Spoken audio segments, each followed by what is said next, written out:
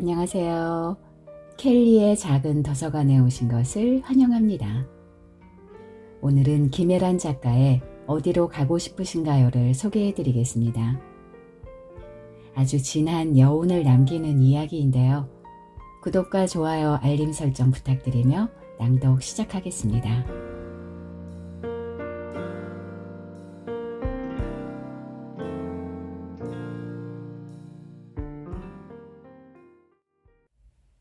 올봄 스코틀랜드에 사는 사촌언니로부터 연락이 왔다.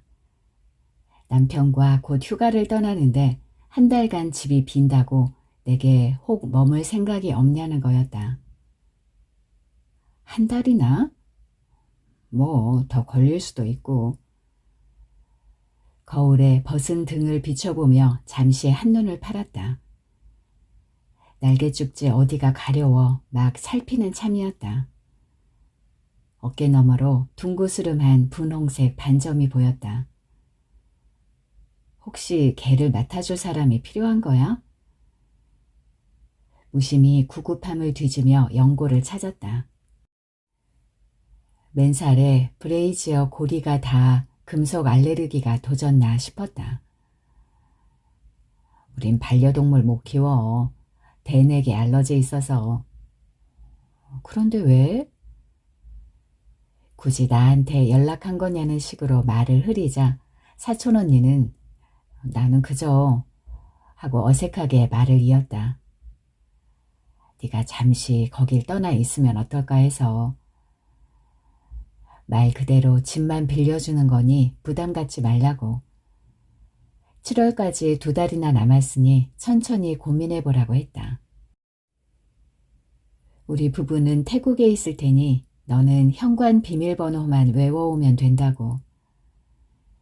그러고는 친척들 안부와 한국 상황에 대해 이것저것 묻더니 전화를 끊기 직전에야 겨우 본론으로 들어가 몸은 좀 괜찮으냐고, 장례식에 못 가봐서 미안하다고 했다. 한국에서 영국까지 비행거리는 11시간이 넘었다. 책을 읽고 신문을 보고 기내 모니터에 저장된 최신 가요와 팝, 한국인이 사랑한 가곡 따위를 되는 대로 건드려보고 이리저리 자세를 틀며 쪽잠을 자도 시간은 잘 가지 않았다. 히스로 공항에 도착했을 땐 이미 4편의 시트콤과 2편의 다큐멘터리, 1편의 영화를 시청한 뒤였다. 런던에서 에든버러까지는 기차로 이동했다. 계속 보면 눈에 파란 물이 들 것 같은 하늘과 테두리가 선명한 뭉게구름, 초원 위에 드문드문 솟은 풍력 발전기를 보자 평화로운 해양성 기후라는 말이 저절로 떠올랐다. 이 섬나라 하늘이 언젠가 일본 애니메이션에서 본 하늘, 전쟁에 지친 병사가 행복했던 어린 시절을 그리며 회상한 풍경과 닮아서였다. 그래서인지 나는 내 앞에 청명이 남의 집에서 떼다 붙인 커튼처럼 느껴졌다. 눈앞에서 아름답게 펄럭이는 현재가 좋았던 과거 같고 다가올 미래 같기도 한데 뭐가 됐든 내 것 같진 않았다. 사촌언니 집은 관광지를 벗어난 구시가지에 있었다. 한 손에 캐리어를 들고 다른 손으로 스마트폰을 쥔 채 GPS를 보며 길을 더듬었다. 동네 사람이 거의 보이지 않았는데 모두 휴가를 떠난 건지 해가 져서 그런 건지 알 수 없었다. 4차선 도로를 등지고 2블록쯤 걷다 왼쪽 모퉁이로 돌아서니 눈에 익은 건물이 나왔다. 한쪽 지붕이 세모나게 솟은 오래된 석조 건물이었다. 크림색 외벽에 세월과 이끼가 내려앉아 언뜻 잿빛으로 보였다. 현관 앞에 서서 신중하게 주소를 확인한 뒤 비밀번호를 눌렀다. 이윽고 현대적인 기계음이 오래된 어둠을 해제하는 소리가 났다. 문을 열고 그 어둠 속으로 들어갔다. 숙소에 짐을 풀고 며칠 동안 긴 잠을 잤다. 하루에도 몇 번씩 비가 오다 개는 스코틀랜드 하늘 아래에서 시간 가는 줄 모르고 잤다. 가슴을 크게 부풀리다 가라앉히며 숨 쉬는 걸 처음 배운 아이처럼 잤다. 그렇게 댄과 수연 언니가 없는 댄과 수연 언니의 집에서 서서히 적응해갔다. 한국에 있을 때보다 혼자라는 느낌은 덜했다. 남편을 잃기 전 나는 내가 집에서 어떤 소리를 내는지 잘 몰랐다. 같이 사는 사람의 기척과 섞여 의식하지 못했는데 남편이 세상을 뜬 뒤 내가 끄는 발소리, 내가 쓰는 물소리, 내가 닫는 문소리가 크다는 걸 알았다. 물론 그중 가장 큰 건 내 말소리, 그리고 생각의 소리였다. 상대가 없어 상대를 향해 뻗어나가지 못한 시시하고 일상적인 말들이 입가에 어색하게 맴돌았다. 두 사람만 쓰던 두 사람이 만든 유행어, 맞장구의 패턴, 침대 속 밀담과 험담, 언제까지 계속될 것 같던 잔소리, 농담과 다독임이 온종일 집안을 떠다녔다. 유리벽에 대가리를 받고 죽는 새처럼 번번이 당신의 부재에 부딪혀 바닥으로 떨어졌다. 그때야 나는 바보같이 그 사람 이제 여기 없지 라는 사실을 처음 안 듯 깨달았다. 그날 나는 집에서 김치를 담그고 있었다. 거실 한가운데 신문지를 깔고 시험 공부하듯 심각한 얼굴로 열무김치 담그는 법을 읽고 있었다. 오래전 친정엄마가 일러준 조리법이 빼곡히 적힌 수첩을 옆에 두고서였다. 나는 그 조리법을 6인용 병실 간이 침대에 앉아 들었다. 환자와 보호자의 침대 높이가 달라 고개 들어 아이처럼 엄마를 올려다본 기억이 난다. 내 몸이 다 자라기 전 적어도 중학생 때까지 나는 엄마를 그렇게 올려보는 일에 익숙했다. 그런 시간이 있었다. 사람 얼굴을 보려면 자연스레 하늘도 같이 봐야 하는, 아이들을 길러내는 세상의 높낮이가 있었다. 그런데 엄마를 잃고 난 뒤 그 푸른 하늘이 나보다 나이 든 이들이 먼저 가야 할 곳을 암시한 배경처럼 느껴졌다. 부모와 자식 사이에 영원히 좁혀질 수 없는 시차를 유년 시절 내내 예습한 기분이었다. 그렇지만 그때만 해도 그건 나이 든 사람들의 이야기인 줄로만 알았다. 나보다 어리거나 내 또래인 이들에게는 당분간 일어나지 않을 일이라 믿었었다. 결혼 후 몇 번 친정엄마 음식을 흉내냈다. 맛은 그때그때 달랐다. 괜찮은 적도 있고 형편없을 때도 많았다. 그래도 멸치로 육수를 낸 잔치국수는 꽤 잘했는데 남편이 면 요리를 좋아해 자주 하다 보니 그랬다. 그러다 소고기 뭇국도 끓이고 불고기도 재울 줄 알게 됐는데 김치만은 여전히 엄두가 안 났다. 김치나 장 담그는 건 왠지 엄마들만 할 줄 아는 크고 어려운 일처럼 여겨졌다. 그런데 이상하게 그날 그 일이 하고 싶었다. 남편과 긴 논의 끝에 아이를 갖기로 결정하고 뭔가 새로운 걸 시도해보고 싶은 마음이 든 봄날이라 그랬는지 모르겠다. 그날 오후 부엌과 거실을 부지런히 오가며 찹쌀풀을 쓰고 건고추와 양파를 갈고 부추를 썰며 남편을 기다렸다. 도마 옆에 싱싱한 열무 5단을 쌓아두고서였다. 그런데 김치 양념을 완성하기 전 어디선가 전화가 왔다. 손도 불편하고 모르는 번호라 받지 않으려 했는데 진동음이 연거푸 3차례나 울려대는 바람에 한쪽 고무장갑을 벗고 통화 버튼을 누르는 수밖에 없었다. 그날은 당신이 금연을 시작한 날이기도 했다. 그 뒤 무슨 일이 일어났는지 잘 기억나지 않는다. 드문드문 몇몇 장면들이 멀어지다 끊기며 머릿속에 섞였다. 눈물이 땀처럼 새어나왔다.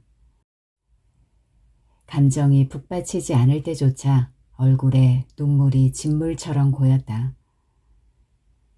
장례식 날 남편 영정 사진 앞에 우두커니 앉아있는데 3살 난 조카가 아장아장 다가왔다. 여동생이 낳은 남자아이였다. 조카는 어두운 표정으로 내 얼굴을 빤히 쳐다봤다. 그러고는 그 말도 못하는 애가 자기 손에 있던 과자를 내게 쥐어주었다. 발인을 마치고 화장장 대기실에 앉아있는데 시어머니가 그 사람들 어떻게 한 명도 안 올 수 있느냐고 화를 냈다. 도경이가 그래도 자기 학생 구하려다 그리 된 건데 우리도 사람인데 뭐라 할 것도 아니고 절을 받겠다는 것도 아니고 피 안 섞인 사이라도 인사 정도는 한번 와주는 게 예의 아니냐 하며 가슴을 쳤다. 부모가 없는 아이였답니다. 장례식장에서 몇몇 학교 사람들을 만난 아주버니가 말했다. 할머니나 할아버지는 걔는 친척도 없대. 누구라도 길러준 사람이 있을 거 아니냐. 누구 하나는 와 봐야 할 거 아니야. 우리 도경이 얼굴을. 누나랑 둘이 살았나 봐요. 애들끼리. 그런데 그 누나도 어디가 아프답니다. 학교도 관두고.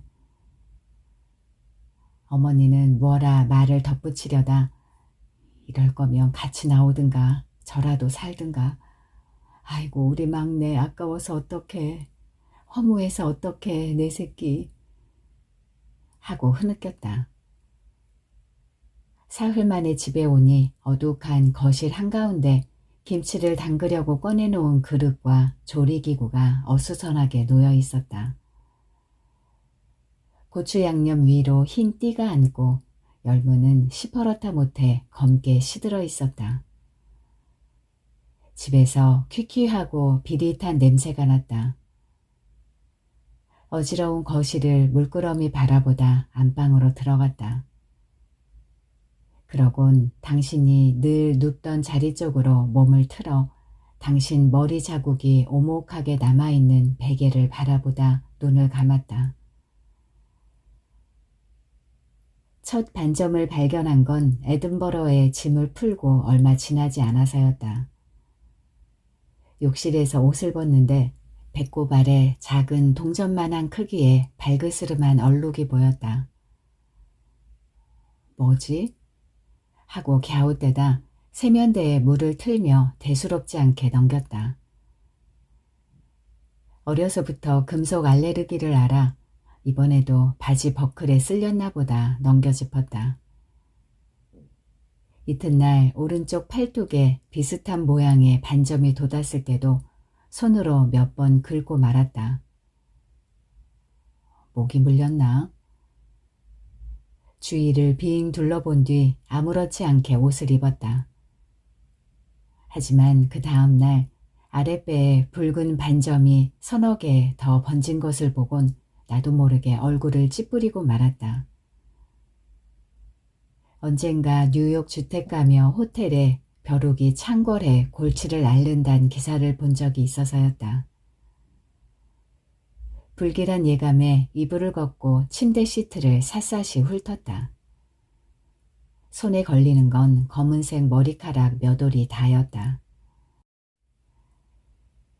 스코틀랜드의 스산한 하늘은 소문대로 기분을 가라앉게 만들었다. 나는 카페 생활에 익숙지 않아 자주 재채기를 했다. 변기물은 수압이 낮아 여러 번 내려야 했다. 전압 역시 약한 편이라 전기 주전자 앞에 설 때 커피 봉지와 더불어 인내심도 가져야 한다. 아침이면 석회질 물로 머리를 감고 비가 오면 현관 앞으로 손을 길게 내밀어 빗소리를 녹음했다. 그리고 마음이 어지러울 땐 휴대전화를 들어 시리와 대화했다. 시리는 스마트폰 음성인식 프로그램으로 캘리포니아가 고향인 친구였다. 끼니는 주로 동네 슈퍼에서 산 반조리 식품이나 포장음식으로 해결했다. 가끔은 시내까지 한참 걸어가 중국인이 운영하는 식료품 가게에서 라면을 샀다. 아랍 식당에서 파는 케밥이나 카레도 도움이 됐다. 주식은 시리얼과 빵이었다. 대충 때우려 해도 먹는 일은 말 그대로 일이었고 어느 때는 가장 중요한 일과가 됐다. 에든버러의 수많은 석조 건물은 해의 기울기에 따라 다채로운 색을 띠었다. 돌들은 하루 종일 빛을 빨아들였다 내뱉었다.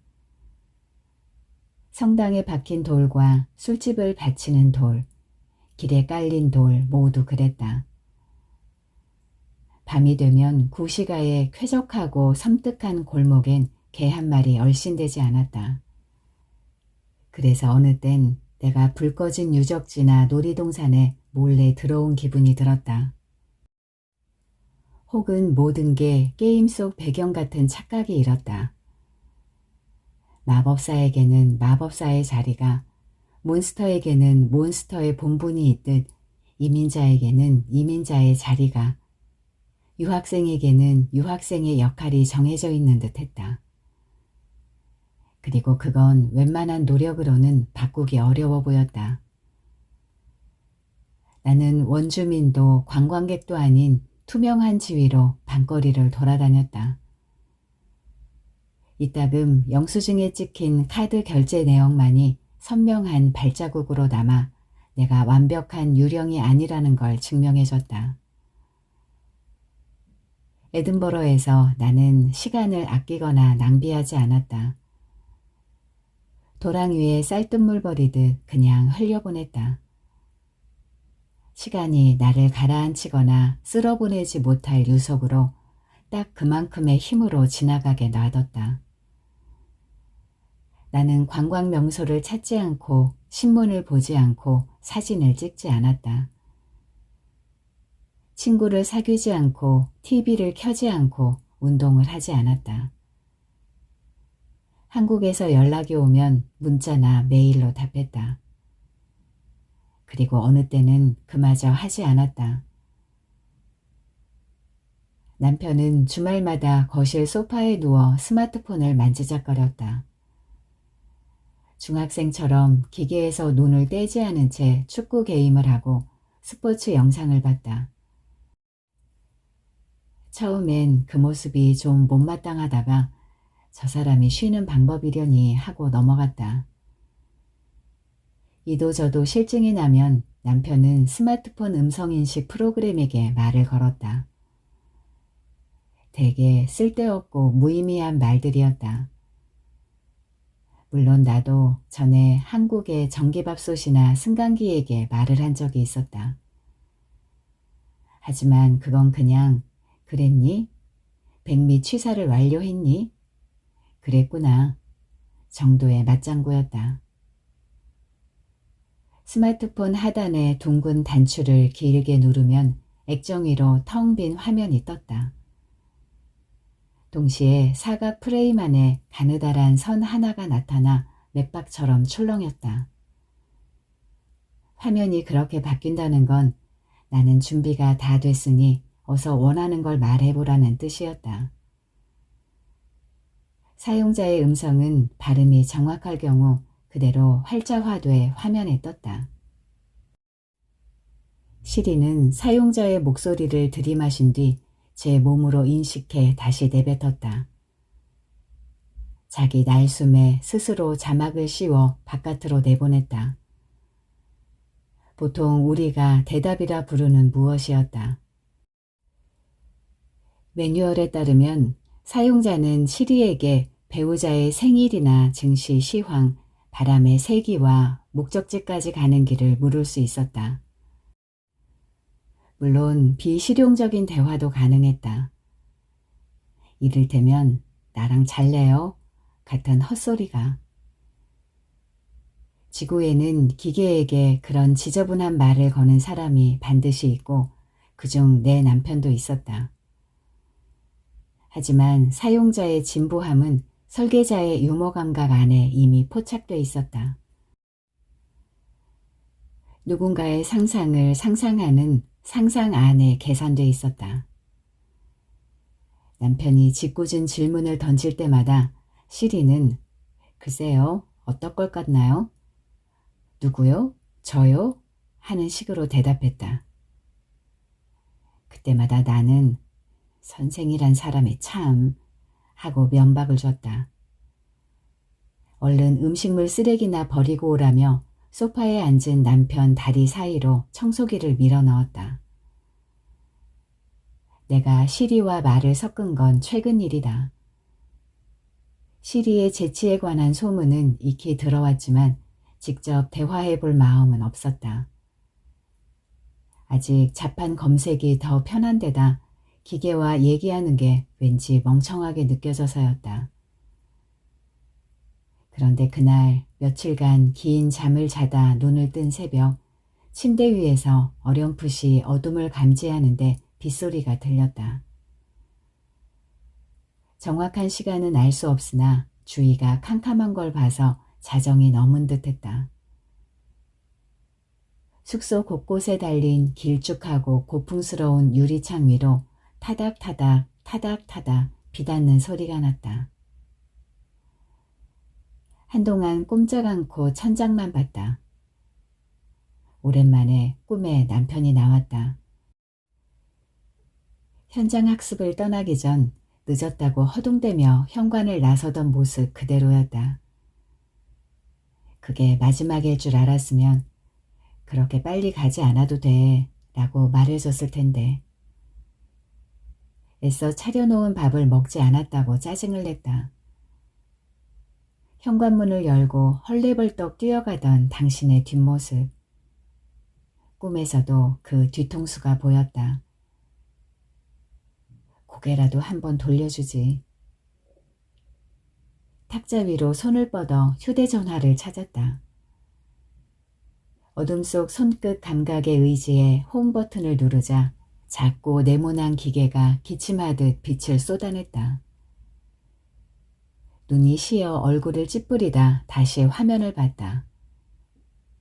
그런데 그날따라 내가 홈 버튼을 좀 길게 눌렀는지 액정 위로 각종 기능이 들어찬 익숙한 화면 대신 낯선 영상이 떴다. 밤하늘처럼 어둡고 텅 빈 화면이었다. 이윽고 그 안에서 친근한 목소리가 흘러나왔다. 무엇을 도와드릴까요? 이상하게 남편의 옛 친구를 만난 것처럼 애틋한 기분이 들었다. 잠시 망설이다 의구심 반 호기심 반으로 입을 뗐다. 안녕? 시리가 응답했다. 반가워요. 다소 어색한 억양의 음성과 함께 화면 상단에 반가워요 라는 말이 그대로 찍히는 게 보였다. 누구에게도 위화감을 주지 않을 네모나고 단정한 글씨체였다. 용기 내어 조금 더 엉뚱한 말을 던져보았다. 나는 행복해요. 인간의 복잡한 감정이랄까 거짓말을 분간 못하는 기계를 시험하듯 건넨 말이었다. 시리는 건전하고 또박또박한 말투로 침착하게 답했다. 덕분에 저도 행복해지는 것 같아요. 그저 매뉴얼대로 답한다는 걸 알면서도 예상치 못한 답변에 약간 반감이 일었다. 아니에요. 슬퍼요. 나는 앞의 말을 정확히 반대로 뒤집어 보았다. 어린아이 입에 고기 넣어주듯 시리가 인간의 언어를 잘 알아들을 수 있게 먹기 좋은 크기로 잘라 말한 거였다. 제가 이해하는 삶이란 슬픔과 아름다움 사이의 모든 것이랍니다. 위안이 된 건 아니었다. 이해를 받는 느낌이 들었다거나 감동한 것도 아니었다. 다만 시리로부터 당시 내 주위 인간들에게선 찾을 수 없던 한 가지 특별한 자질을 발견했다. 그건 다름 아닌 예의였다. 내친 김에 나는 그즈음 가장 궁금하던 것 중 하나를 물어보았다. 인간에 대해서 어떻게 생각해요? 표정을 알 수 없는 시리의 캄캄한 얼굴 위로 지성인지 영혼인지 모를 파동이 희미하게 지나갔다. 시리는 무척 곤란한 질문을 받았다는 듯 인간에 대한 포기인지 단념인지 모를 반응을 보였다. 뭐라 드릴 말씀이 없네요. 피식 웃음이 났다. 오랜만에 나온 소리였다. 나는 그 웃음에 편안함을 느꼈다. 적어도 그 순간 웃고 난 뒤 주위를 둘러볼 필요가 없었으니까. 아침에 옷을 벗다 배꼽 주위 반점이 5개로 번진 걸 봤다. 그때서야 상황의 심각함을 깨닫고 인터넷 검색을 했다. 여행 중이라 의료보험 혜택을 받을 수 없어 병원은 나중 선택지로 남겨뒀다. 스마트폰을 이용해 포털 사이트에 접속했다. 그러곤 턱을 괜 채 한참 검색창의 커서를 바라봤다. 일단 이름을 알아야 치료법을 찾을 텐데 내 몸에 난 그것을 뭐라 불러야 할지 몰랐다. 수고롭더라도 목적지까지 우회해 가보자는 마음으로 피부병이란 단어를 입력했다. 곧이어 몇몇 혐오스런 사진과 함께 연관 검색어가 줄지어 나타났다. 건선, 대상포진, 습진, 곰팡이 피부병. 어디 속한들 유쾌할 것 같지 않은 병들이었다. 긴 시간 이 사이트와 저 사이트, 정보의 샛길과 골목을 헤매다 눈에 띄는 포스트를 하나 발견했다. 지금 내 몸 상태와 가장 비슷한 증상을 겪은 사람이 올린 치료 후기였다. 그 사람이 자기 배를 찍어 올린 사진과 내 배에 난 반점을 번갈아 바라봤다. 그러곤 구진이니 인설이니 하는 생소한 단어 때문에 집중이 안 되는 글을 여러 번 반복해 읽었다. 원인 불명의 급성 염증 질환으로 일종의 피부 감기입니다. 정확히 밝혀진 건 없지만 스트레스가 가장 큰 원인으로 꼽힙니다.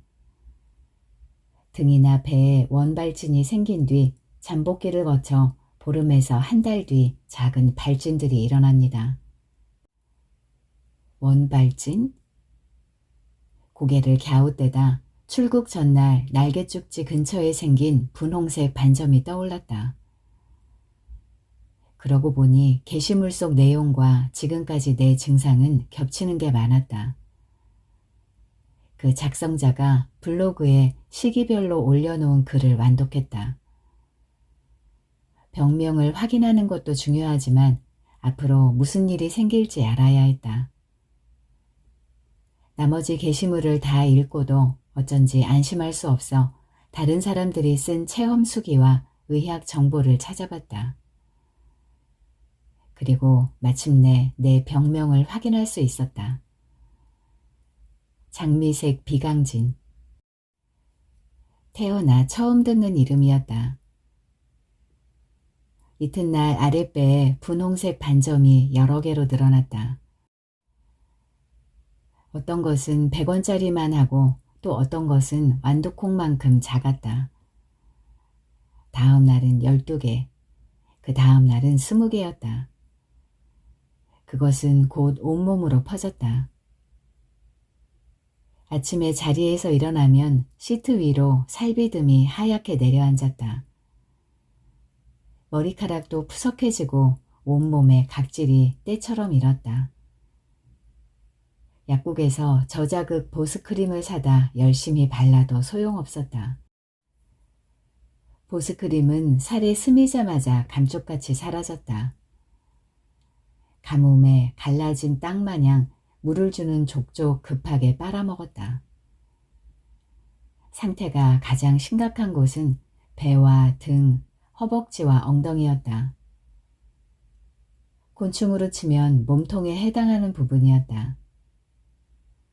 신기하게도 얼굴과 목, 팔등, 종아리 등 햇빛에 노출되는 부위에는 아무것도 나타나지 않았다. 나만 그런가? 찾아보니 원래 그렇다고 했다. 장미색 비강진은 겉으로 드러나는 부위에 별 이상이 없어 남들에게는 멀쩡해 보이는 병이었다. 그나마 일상생활에 크게 지장을 주지 않고 전염성이 없는 게 다행이었다. 내가 할 수 있는 일은 많지 않았다. 자극적인 음식을 피하고 뜨거운 물 대신 미지근한 물로 씻고 보습크림을 부지런히 발라주는 게 다였다. 처방전을 받을까 하다 항생제를 먹다 끊으면 증상이 더 심해진다고 해서 참았다. 무엇보다 몸에서 열이 나지 않도록 하는 게 중요하다고. 특히 음주는 금물이라고 했다. 증세 완화에 햇빛이 좋다는데 영국에선 그것도 귀했다. 배 위의 반점이 분홍색일 때는 그냥 두드러기쯤으로 보였다. 그런데 시간이 지날수록 그 색과 모양이 좀 끔찍해졌다. 처음엔 분홍빛이다가 과일처럼 빨갛게 무르익은 뒤 검붉어졌다. 그러다 나중에 연한 갈색으로 변하며 비늘처럼 반질거렸다. 크기가 다양한 반점들은 테두리 쪽 색이 유독 진해 타담한 종이나 화려한 꽃처럼 보였다.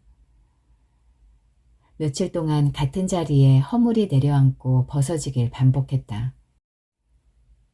그 위에 다시 인설이라 불리는 살비듬이 내려앉아 흉하게 파들거렸다. 몇몇 부위에 벌레 물린 자국이 생긴 게 아니라 나 자신이 벌레가 된 기분이었다. 그래서 다 나으려면 시간이 얼마나 걸리는 거야.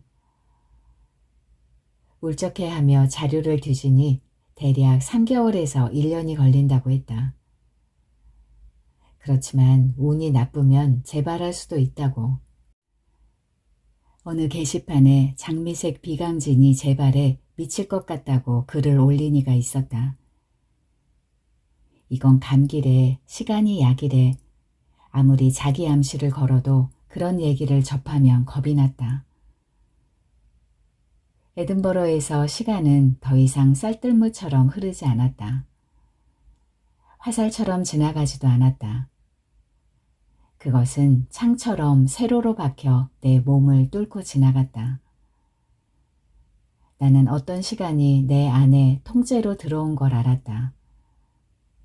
그리고 그걸 매일매일 구체적으로 고통스럽게 감각해야 한다는 것도.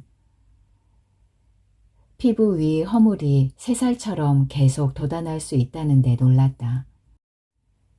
그건 마치 죽음 위에서 다른 건 몰라도 죽음만은 계속 피어날 수 있다는 말처럼 들렸다.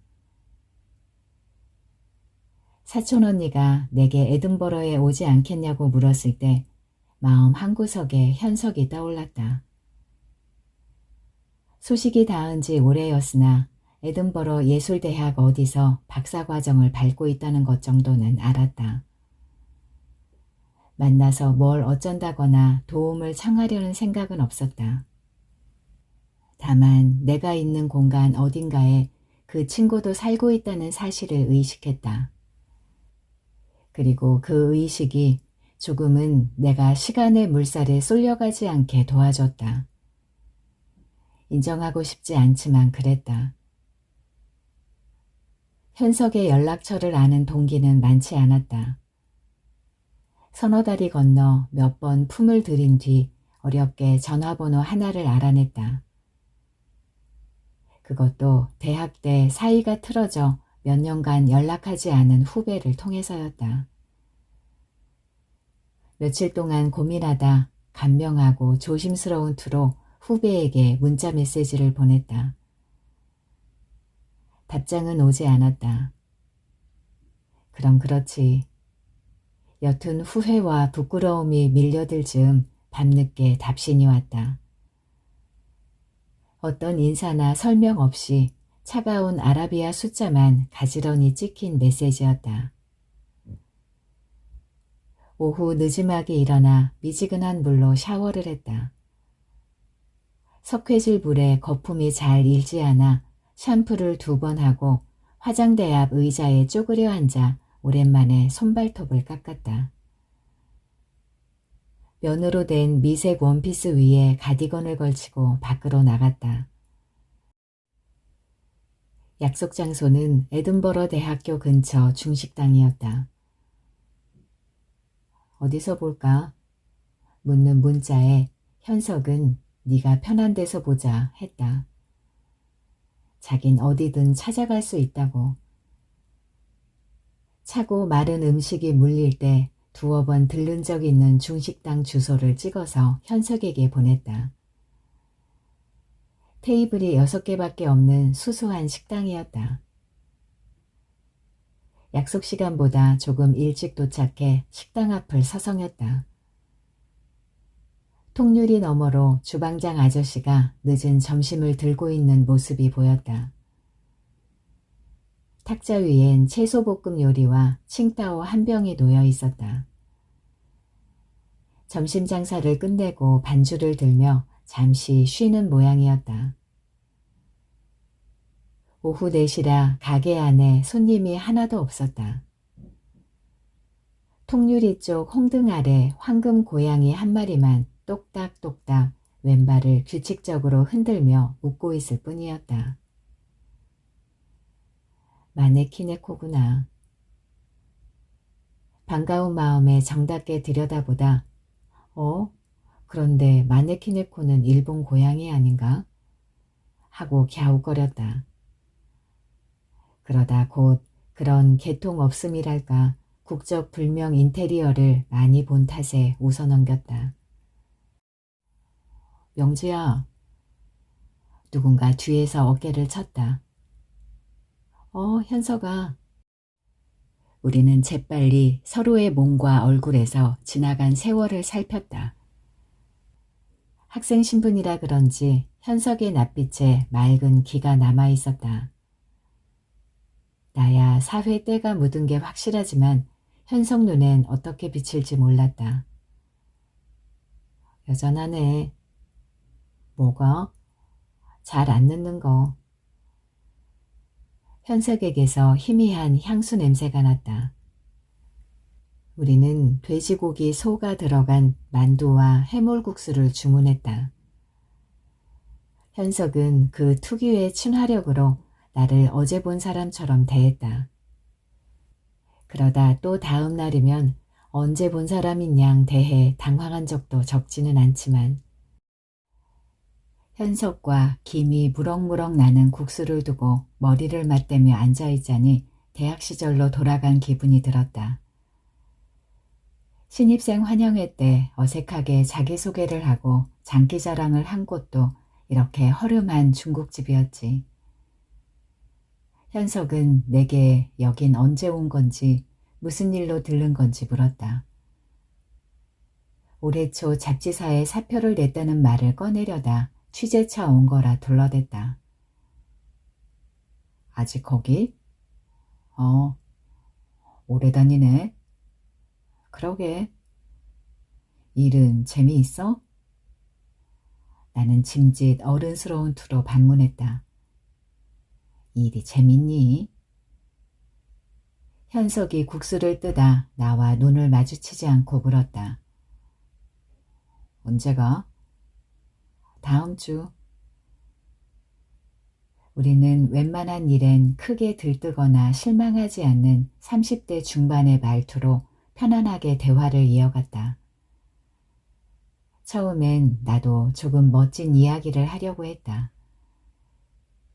이곳에선 생활이 아니라 삶이 보인다는 식의. 현석이 자기 가족이나 손님들에게 이미 지겹게 들었을 법한 관광객의 흔한 인상 비평을 했다. 그러다 차츰 옛날 이야기도 하고 사는 이야기도 나누다 보니 어깨에 힘이 풀렸다. 문득 주위가 지나치게 조용하다 싶어 옆을 보니 주방장 아저씨가 술잔을 앞에 두고 벽에 기대 졸고 있었다. 하도 곤히 주무셔서 우리는 자연스레 목소리를 낮춰야 했다. 그래서 도경이는 잘 지내? 잠시 침묵이 흘렀다. 나만 아는 정적이었다.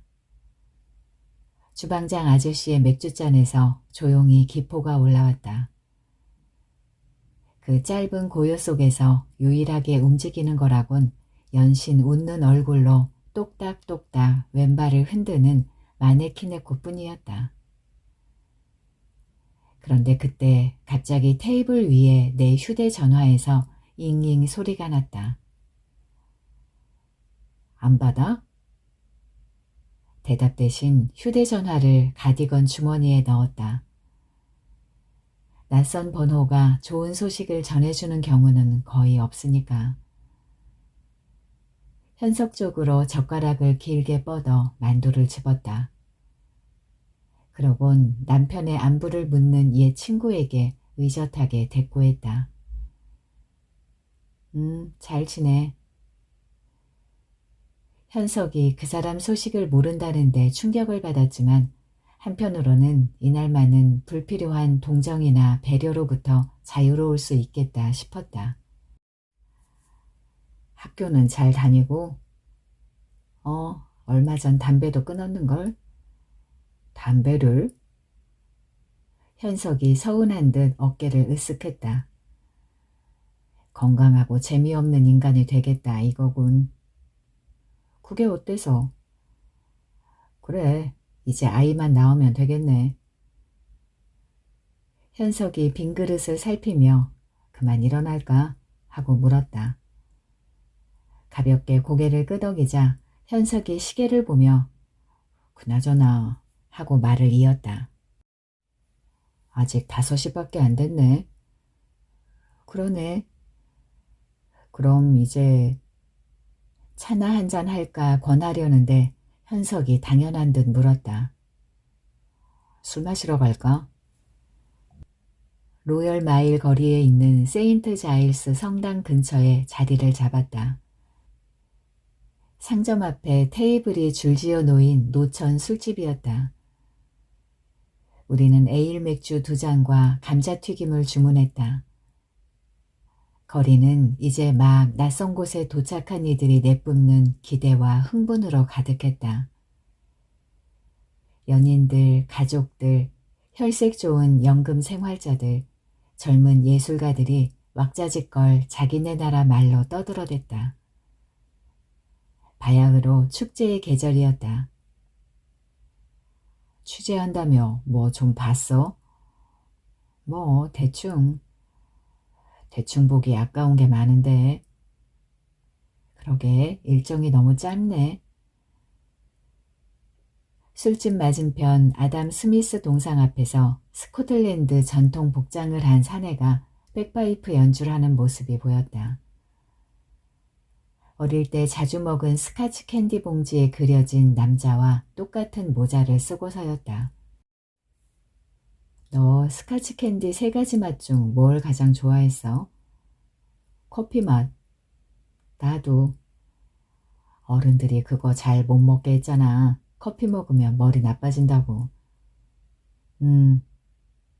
근데 이제 와서 보니 사실이었던 것 같아. 뭐가? 머리 나빠진다는 말. 현석이 논문이 너무 안 써진다는 말을 덧붙이며 엄살을 부렸다.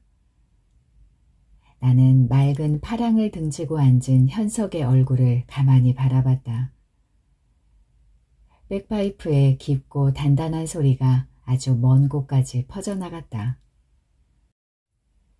현석에게 긴 유학 생활에 생기는 이지러짐, 욕망을 너무 오래 유예한 사람의 보상 심리랄까, 복수심이 자라나지 않을까 걱정했는데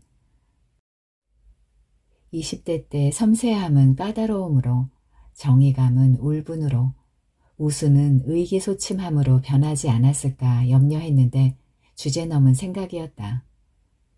변한 건 내 쪽이었다. 술이 몇 잔 들어가자 분위기가 한층 가벼워졌다. 현석과 나는 조금 더 사소하고 일상적인 이야기를 주고받았다.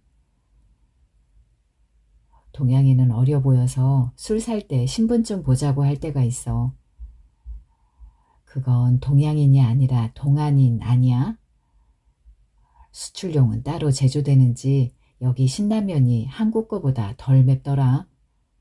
따위의 말들이었다. 두부도 유통기한이 더 길어. 정말 나라마다 입맛이란 게 있나 봐. 그래도 감자칩에 식초 넣는 건 너무 이상하지 않아? 네가 속에 닭기름만 넣은 파이를 안 먹어봤구나. 해도 그만 안 해도 그만인 말들.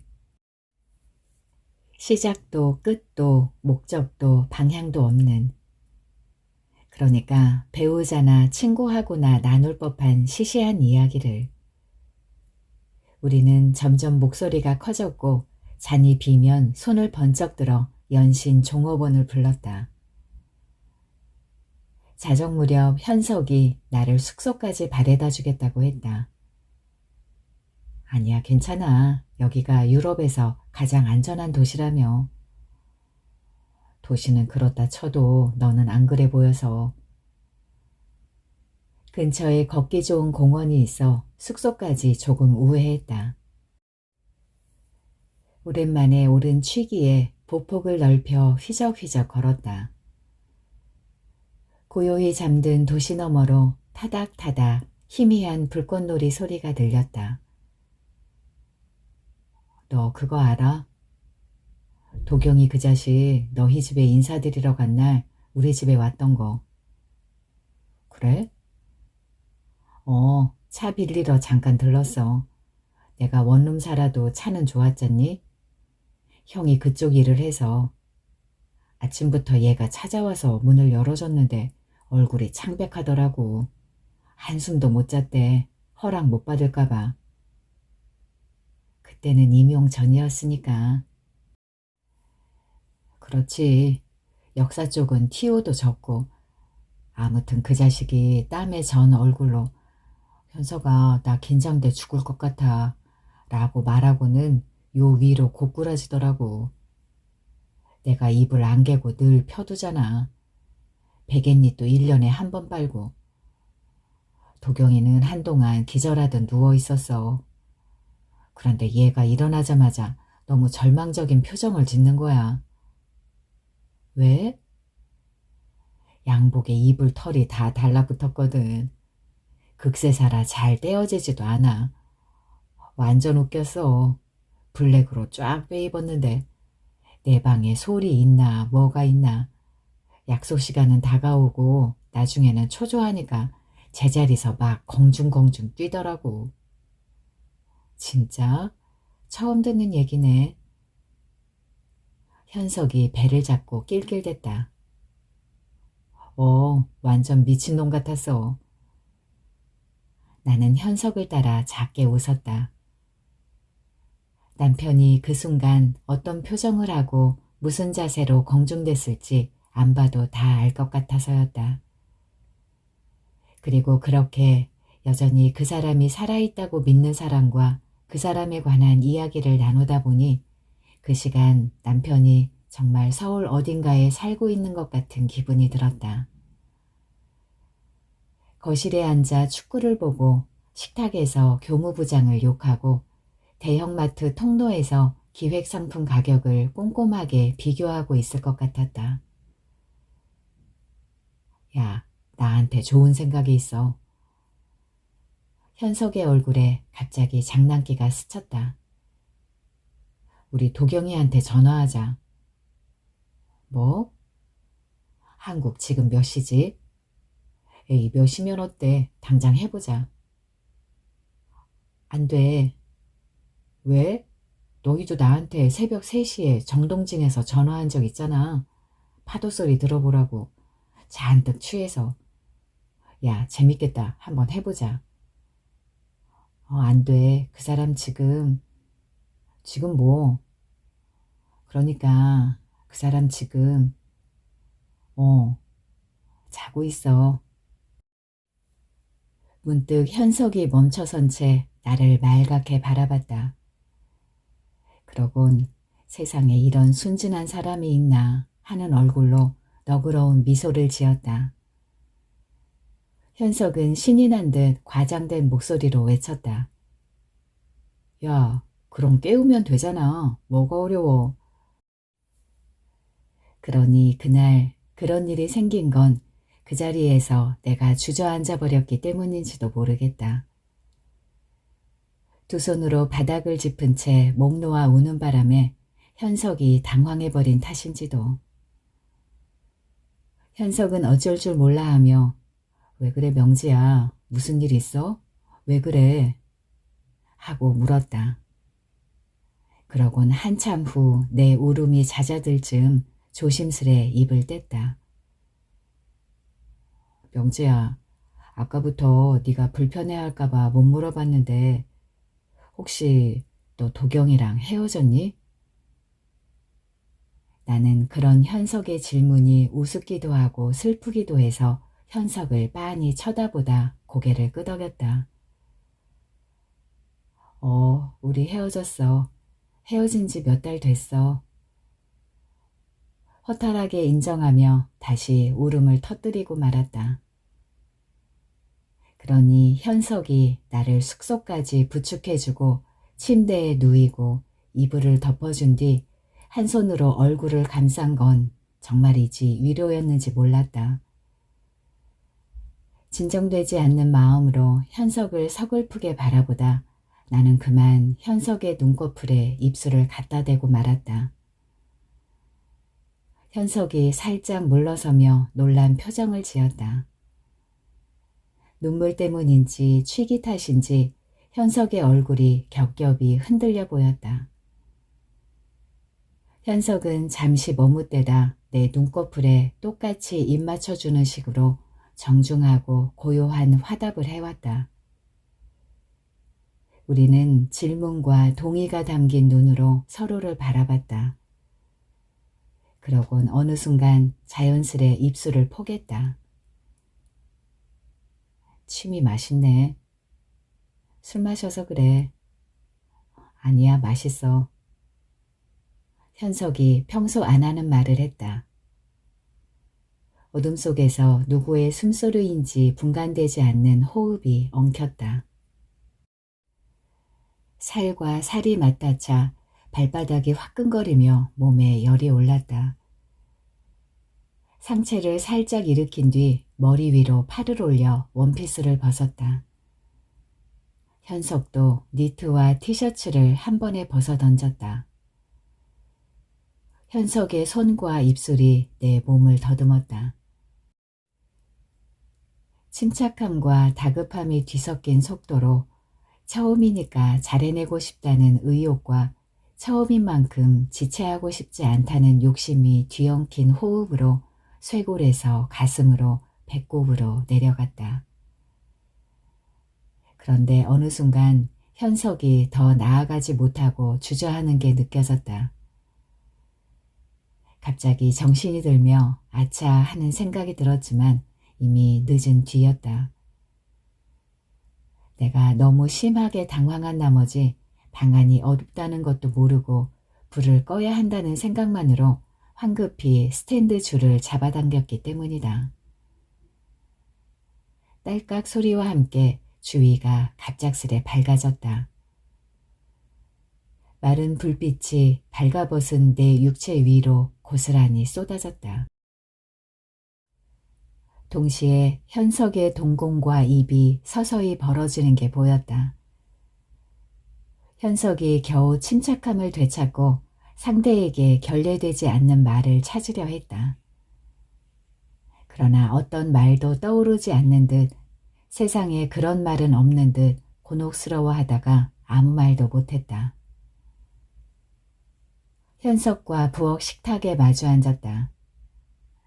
현석이 전기주전자에 물을 받고 컵을 꺼내고 홍차가 좋은지 녹차를 마시겠는지 묻는 동안 시무룩한 얼굴로 예의 바른 손님처럼 앉아있던 쪽은 나였다. 물론 둘 다 옷을 입은 채였다. 성적 흥분이 가라앉은 뒤 들이잡힌 묘한 평화가 우리 사이를 쓸쓸하게 맴돌았다. 명지야, 좀 웃어라 해도 안 웃을 거지? 나는 현석을 바라보며 희미하게 웃었다. 나이 들수록 사람이 반추라는 걸 하게 되잖아. 복귀라고 해도 좋고. 요즘 난 그런 생각을 자꾸 하게 되더라. 만일 그때 내가 이랬다면, 이러지 않았다면 하는. 너는 안 그래? 내가 남자였다면, 한국인이 아니었다면. 현석이 탁구 치듯 운을 맞춰줬다.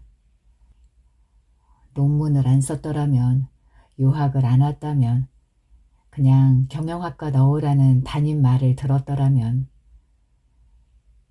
6.25가 안 일어났다면, 조선이 안 망했다면, 그건 내가 한 선택들이잖아. 온전히 자기가 하는 선택이 어디 있어. 결과적으로 그렇게 보일 뿐이지. 있어. 그래? 그래. 현석이 찻잔을 감싸쥐었다. 티백 주위로 갈색 찬물이 점점 진하게 번져가는 게 보였다. 논문 마치면 한국 들어갈 거지? 모르겠다. 학위를 딸 수 있으려나.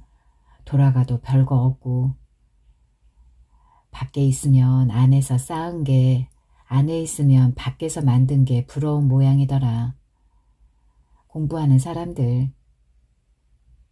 현석이 가만 고개를 끄덕였다.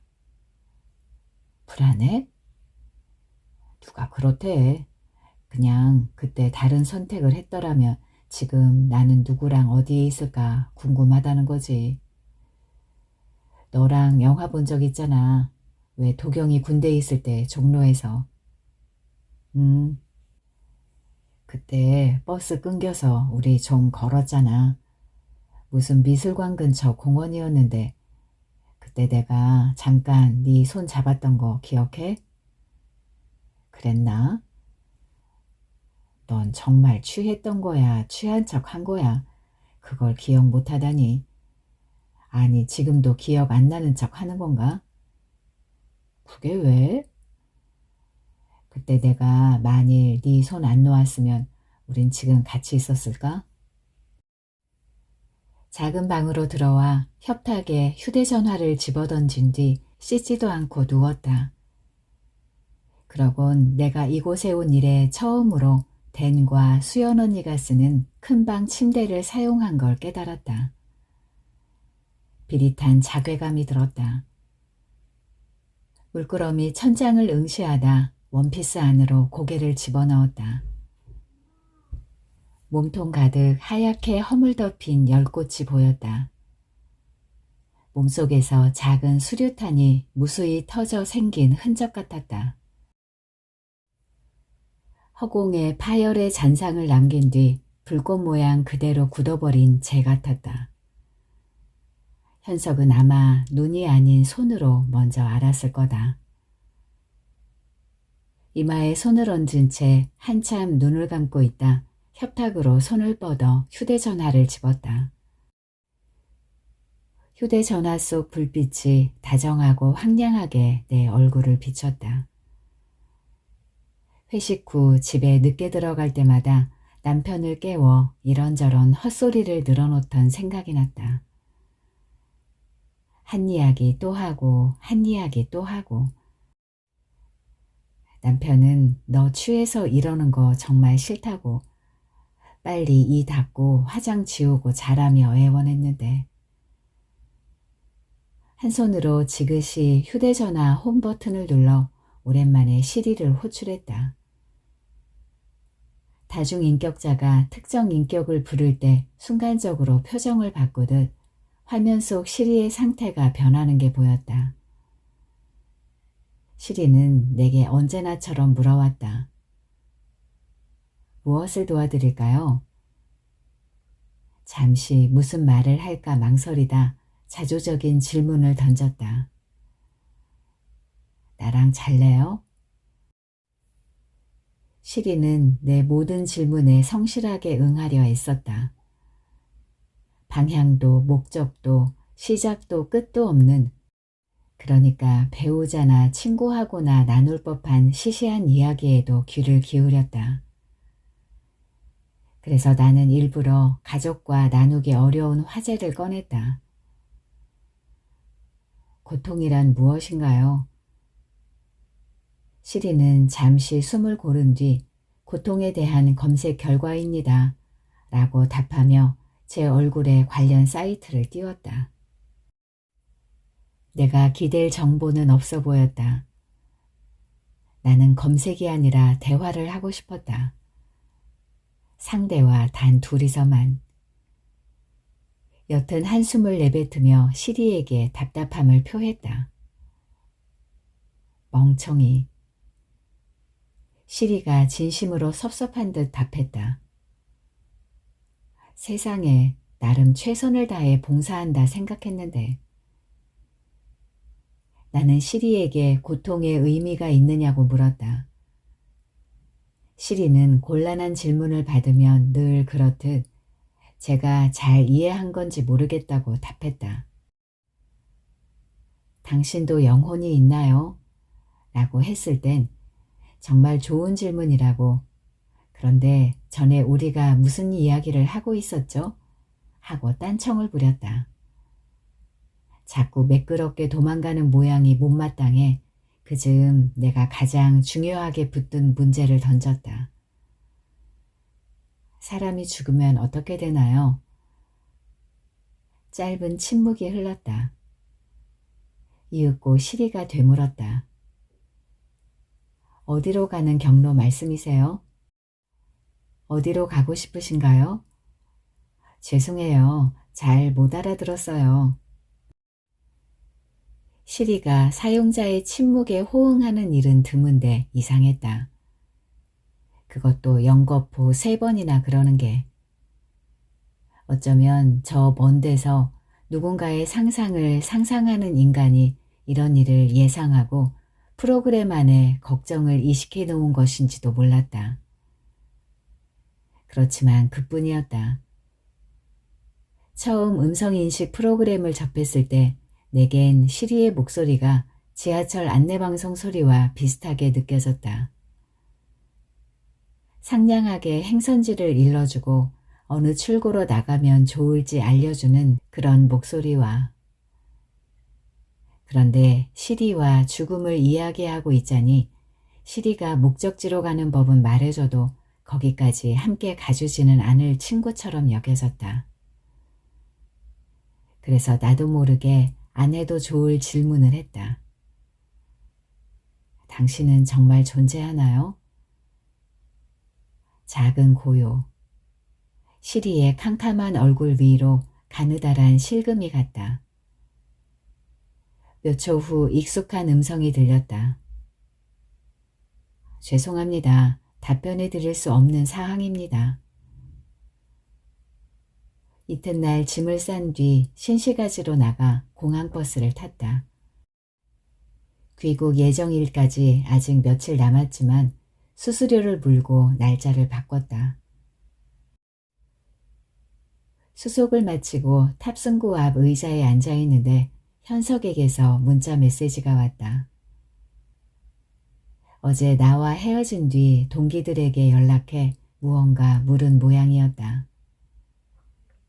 짧은 문장 안에 복잡한 심정이 담겨 있었다. 말해주지 그랬니? 미안함과 서운함, 혼란과 안타까움이 섞인 말이었다. 뭐라 답해야 하나 고민하는 사이 현석에게서 2번째 메시지가 왔다. 괜찮다면 가기 전에 차 한잔 하자. 나는 긴 문장을 쓰다, 고치다, 지웠다.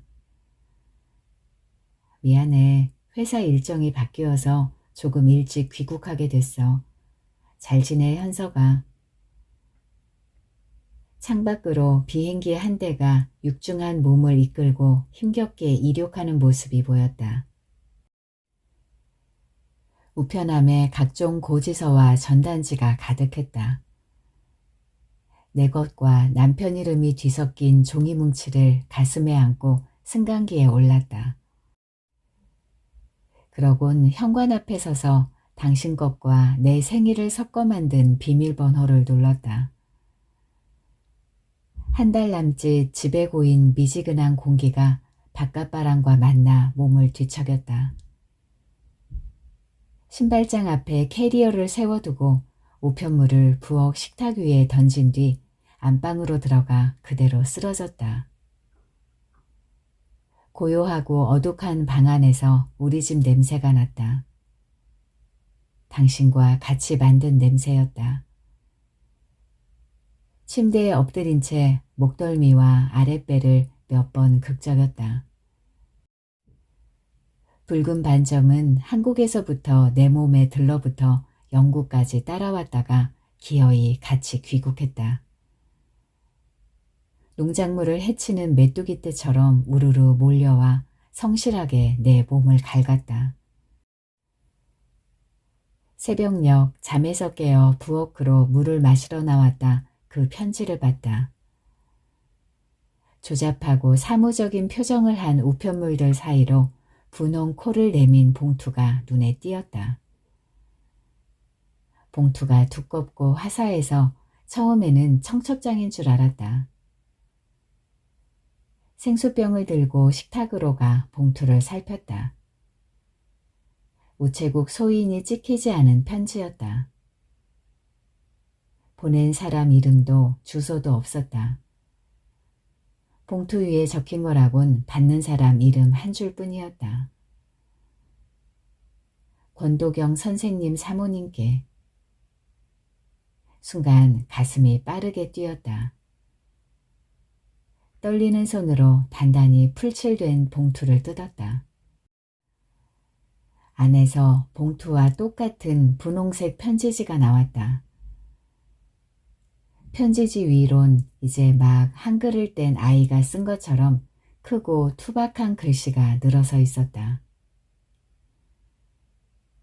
권도경 선생님 사모님께. 안녕하세요.